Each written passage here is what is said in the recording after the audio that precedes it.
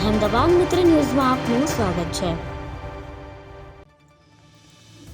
ભાવનગરની સસ્પેન્ડેડ મહિલા constable Nayana બારૈયાએ DYSP Rima Jhala પર ગંભીર આક્ષેપ કરતો વિડીયો બનાવી આપઘાતનો પ્રયાસ કરતા ખળભળાટ મચ્યો છે।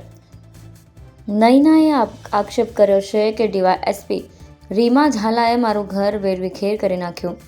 મારી જ્યારે ધરપકડ થઈ ત્યારે કોઈ મહિલા પોલીસ નહોતી અને મને 350 કિલોમીટર સુધી વોશરૂમ ના જવા દીધી। સસ્પેન્ડ મહિલા કોન્સ્ટેબલ નયના બારૈયાએ બોટાદમાં દવા પીને આપઘાતનો પ્રયાસ કર્યો હતો। આ ઘટના બોટાદના સાળંગપુર રોડ પર આવેલ એક ગેસ્ટ હાઉસમાં બની હતી। દવા પીધા બાદ તેમની તબિયત લથડતા તેમને તાત્કાલિક બોટાદની હરિઓમ હોસ્પિટલ ખાતે સારવાર માટે ખસેડવામાં આવ્યા, જ્યાં તેમની હાલત ગંભીર હોવાનું જણાય છે। જામીન પર બહાર આવેલ નયના બારૈયા સામે વધુ એક ફરિયાદ નોંધાઈ। 1.5 વર્ષ જૂના પ્રેમ પ્રકરણ સંબંધિત વિવાદમાં ગાળો આપી જાતિ અંગે અપમાનજનક શબ્દો અને જાનથી મારી નાખવાની ધમકીઓ આપ્યાનો આરોપ સાથેની ફરિયાદ નયના બારૈયાના પ્રેમીની પત્નીએ નોંધાવી હતી।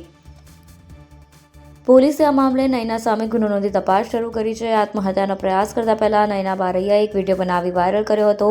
આ વિડીયોમાં તેમણે ભાવનગરના ડીવાયએસપી રીમા ઝાલા પર ગંભીર આક્ષેપો કર્યા હતા।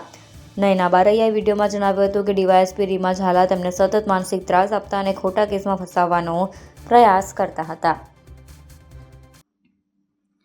એ વોરંટ હું રજૂ કરીશ।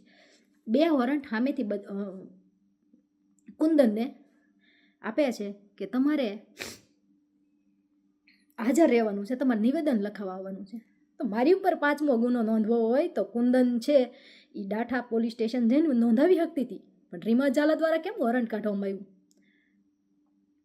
એટલે આ માત્ર ને માત્ર એક ષડયંત્ર છે અને ષડયંત્રનો ભોગ મને બનાવી છે। મને રીમા ઝાલા હવે કોઈ સંજોગમાં જીવવા નથી દેવા। 5 ગુના નોંધી નાખ્યા છે, મારું ઘર વેરવિખેર કરી નાખ્યું છે, જેથી ડીવાયએસપી રીમા ઝાલાના કારણે હું આ સુસાઇડ કરું છું।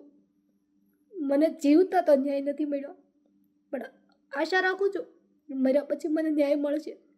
5 ગુનામાં કે જે મારો 1% રોલ નથી હોતો, ત્યાં એક પછી એક ગુનાઓ નોંધે છે રીમા ઝાલા, અને હજી રીમા ઝાલા કેટલા ગુના નહીં નોંધે એની હજી મને ખાતરી નથી।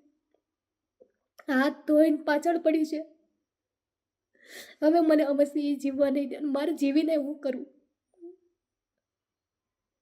રોજ મારો મુદ્દો એક પછી એક ગુનામાં ફિટ જ કરવા મળી છે। હું મારી જિંદગીનો અંત લાવું છું, હું અત્યારે કરું છું, એની જવાબદાર માત્ર ને માત્ર રીમા ઝાલા છે। અહેમદાબાદ મિત્ર ન્યૂઝની યુટ્યુબ ચેનલને સબસ્ક્રાઇબ કરો અને બેલ આઇકોન જરૂરથી દબાવો, જેથી દરેક મહત્ત્વના વિડીયોની નોટિફિકેશન તમને મળતી રહે।